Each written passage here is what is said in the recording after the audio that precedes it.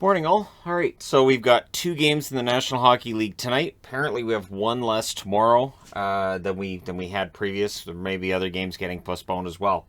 So, 7 o'clock Eastern, 4 o'clock Pacific. The Calgary Flames in against the Carolina Hurricanes. Calgary 17-9-6 on the season. Over their last 10, they're now 4-5-1. They've lost two in a row. It doesn't get easier. So Calgary going through this road trip that's it's a tough one, and it's a road trip the Canucks are going to be making too. We'll see how things go.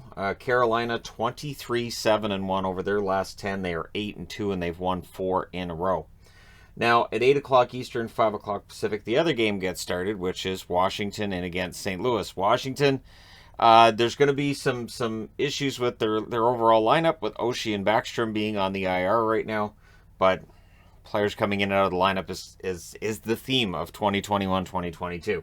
So 26-8 is the record for the Washington Capitals. Over their last 10, they're 6-2-2. Their last game was a loss after the 60 minutes were done. At 19-10-5, St. Louis, pretty good shape over their last 10 as well. 7-2-1. They're coming off of course, that loss against Pittsburgh, so they'll be looking to bounce back tonight against Washington.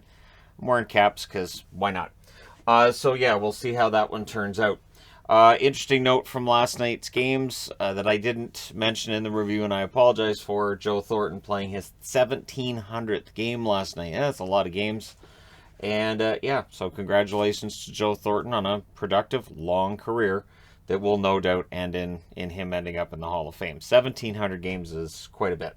So yeah, now I'm sure he would have preferred that it was a winning 1700th game, but they still got the point in Dallas. Just the road games are where Florida seems to struggle, and we'll see if that continues to be the case this year. So there was some interesting news with the Winnipeg Jets last night, which apparently now is kind of cooled. They were considering moving home games to Saskatoon due to fan issues in terms of how many are allowed to be in attendance for games. But that is apparently not happening now. It was just they were sort of floating that idea of maybe playing games out of Saskatoon just for now. And so, yeah, that's, again, back burner at this point, but we'll see if that changes.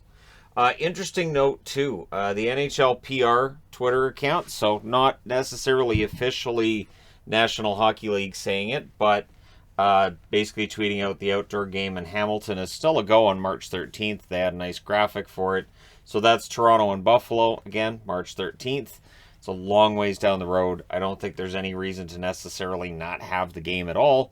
And yeah, I think that'll be fun to see an outdoor game in Hamilton, a city that has kind of had themselves, they've been in a position where they've had their hopes raised about getting an NHL team and then dashed more than once. So it would be nice for Hamilton to get a chance to show, hey, they could support a National Hockey League team, which I know they could. But again, it's one of those locations that absolutely could support the National Hockey League, but likely doesn't end up getting a chance to do so. So if that game's still a go, that'd be kind of fun. So tomorrow night's game between the Canucks and Ottawa, which was to be played at 50% capacity. So apparently it's now postponed. They haven't stated until when, but there's multiple sources in the media saying that it's postponed. But again, it was to be played at 50% capacity, and I saw that and I thought, if the NHL isn't willing to play games that are 50% capacity, it could be a while before we see Canadian teams playing at home, and it leads to a schedule that's really imbalanced. But I think the bar kind of got lowered last year when the NHL had the Canucks play 19 games in 31 days. That set the precedent. So now we're starting to hear rumblings that the NHL season may be extended by a week, so it may go into May. But they're sticking to we have to get everything done by the end of June part of it, meaning that would condense the playoffs as well. So further condensing of the schedule going on, maybe an extension here and there, but in the end, they are bound and determined to have 82 games played by everybody.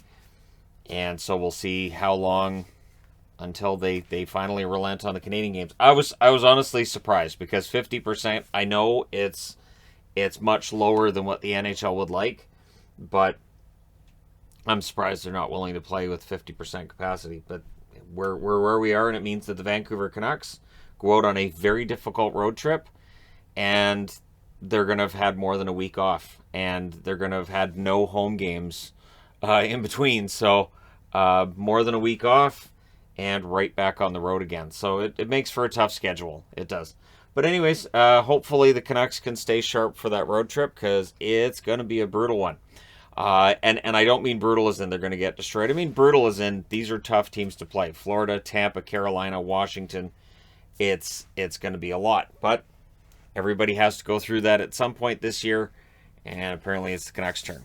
So let me know your thoughts in the comment section below. As always, don't forget to hit like and subscribe if you're browsing your way through. You just happened upon this video. Thank you guys so much for watching, for all your support. I will talk to you again soon.